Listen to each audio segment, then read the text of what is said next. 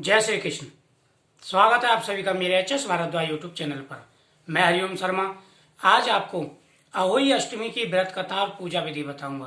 किस प्रकार से ये व्रत रखा जाता है, क्या इसकी पूजा विधि है, किस लिए ये व्रत रखा जाता है। इस बार अहोई अष्टमी पर बहुत ही अच्छा योग बन रहा है, जिसे रवि पुष्य योग कहते हैं। उपाय की वीडियो मैंने डाल दी है, आपको चैनल पर मिल जाएगी। अहोई अष्टमी का व्रत संतान की रक्षा के लिए किया जाता है। जिनकी संतान प्राप्ति नहीं हुई है वह भी अपनी मनोकामना बोल करके यह व्रत कर सकते हैं। जिनके संतान है उनको यह व्रत अवश्य करना चाहिए। यह व्रत संतान की आयु की रक्षा करता है। माता अहोई सदा ही आशीर्वाद बनाए रखती हैं। इस दिन एक दीवार पर अहोई माता का चित्र अंकित किया जाता है। श्याम माता की तस्वीर बनाई जाती है। अगर आप दीवार पर नहीं बना सकें तो इसके कैलेंडर बाजार में भी मिल जाते हैं। आप ला करके पहले से ही ला करके कैलेंडर रख लें और उसके सामने ही एक पाटे पर एक लोटे में जल, एक थाली में आप मीठा जो हाथ से बना हुआ पूड़ी, कुछ चावल, थोड़े से पुष्प, रोली आदि सभी सामान लेकर के आप रख लें और चांदी की श्याम माता ला करके भी आप रख लें। जितने पुत्र हों, जितने पुत्र के ब्याह हो चुके हों, पुत्र हों, उतने ही चांदी के दाने भी बनाए जाते हैं जो श्याम माता के होते हैं और उनको धारण किया जाता है। इस दिन शाम के समय कथा सुनी जाती है। कथा सुनने के बाद में शाम को तारों को अर्घ दे करके व्रत खोला जाता है। कहीं कहीं चंद्रमा को अर्घ दे करके भी व्रत खोलते हैं। जैसे आपकी रिवाज हो उसी प्रकार से आपको व्रत करना चाहिए। प्राचीन समय की बात है, एक सेठ था, उसके 7 बेटे और एक बेटी थी। सातों बेटों का विवाह हो गया। कुछ समय के बाद में सातों बेटों की जो बहू थी वह खदान से माटी लेने के लिए जा गई। जैसे ही खदान से माटी ले रही थी तो उनकी कुदाली से मिट्टी खोदते समय श्याम माता के बच्चे मर गए। श्याम माता को बड़ा क्रोध आया। उन्होंने जो सेठ की बेटी थी यानी उसके हाथ से श्याम माता के बच्चे मरे थे, तो उन्होंने कहा कि मैं तुम्हारी कोख बांधूंगी। यानी श्याम माता आ गई, उन्होंने कहा कि मैं तुम्हारी कोख बांधूंगी।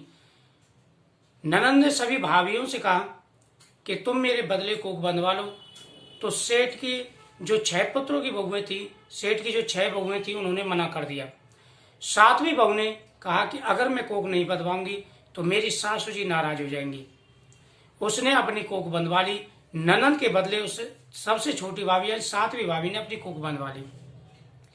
वह घर वापस आ गए।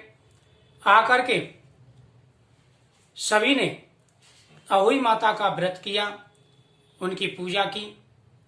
लेकिन जैसे ही छोटी बहू के बेटे होते तो उनकी मृत्यु हो जाती, क्योंकि कोख बंधी हुई थी। इस प्रकार से छोटी बहू के 7 बेटों की मृत्यु हो गई।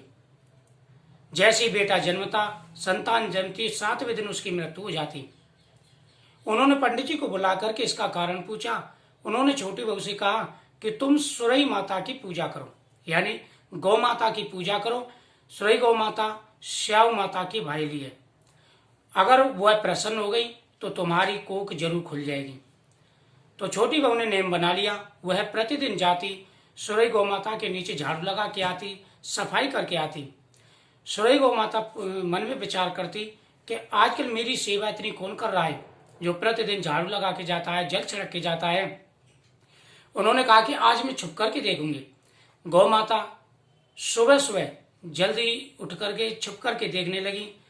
सेठ की बहू आकर के झाड़ू लगाया, जल का छिड़काव लगाया तो सुरई गौ माता जो उसके सामने आ गई और बोली कि तुमने मेरी बड़ी पूजा की है, मैं तुम्हारी पूजा से, सेवा से प्रसन्न हूं, तुम मुझसे वरदान मांगो, क्या चाहिए। उन्होंने कहा कि श्याम माता तुम्हारी भाईली है, उसके पास मेरी कोख बंधी पड़ी है, उससे मेरी कोख खुलवाओ। सुरभि गाय सेठ की बहू को लेकर के चल दी, क्योंकि सुरई जो श्याम माता थी वह 7 समुद्र पार रहती थी। वह उसके साथ जाने लगी।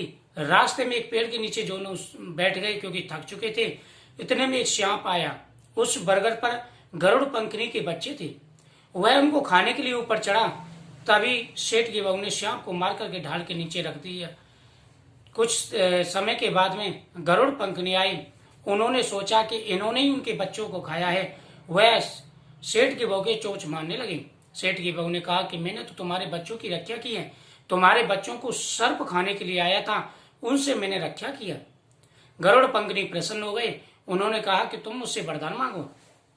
उन्होंने कहा कि तुम हमें श्याम माता के पास 7 समुद्र पार पहुंचा दो। गरुड़ पंखनी ने दोनों को पीठ पर बैठाया और दोनों को 7 समुद्र पार श्याम माता के पास ले गए। श्याम माता सुरभि गाय को देख करके बड़ी प्रसन्न हुई और प्रसन्नता से दोनों मिली। उन्होंने कहा कि बहन, तुम तो बहुत दिनों में आई हो, आकर के भोजन ग्रहण करो।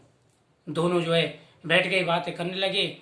श्याम माता बोली कि मेरे सिर में जूं हो गई हैं, तुम इसे निकाल दो। उसने कहा कि सेठ की बहू से कहा कि तुम इसकी जुएं निकाल दो। उन्होंने सिलाई से जुएं निकाली। श्याम माता प्रसन्न हो गई। उन्होंने कहा मैं तुम्हें वरदान देती हूँ, तुम्हारी 7 बेटे और 7 बहू होंगी। सेठ की बहू ने कहा कि 7 बेटे और 7 बहू, तो क्या मेरे तो एक भी बेटे नहीं है, बहू नहीं है, क्योंकि मेरी कोख तो तुम्हारे पास बंधी पड़ी है। श्याम माता ने कहा तुमने तो मेरे साथ धोखा किया है, लेकिन मैंने आपको वचन दिया है, तो घर जा करके श्याम की आकृति चिन्हित करना और अहोई माता की पूजा करना, तुम्हारे 7 बेटे तुम्हें घर में लेंगे। वह सेठ की बहू जो है वापस आई। उसने आकर के देखा उसके 7 बहू और बेटी बैठे हुए थे।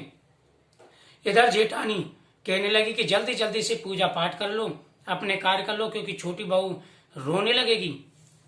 उन्होंने पूजा पाठ कर ली, लेकिन छोटी बहू की जहां से कोई आवाज नहीं आई। उन्होंने बच्चों को भेजा, जाकर के देखो तुम्हारी चाची की आवाज क्यों नहीं आई। उन्होंने जाकर देखा वहां तो बड़े उज्जवल हो रहे हैं, कढ़ाइयां चल रही हैं।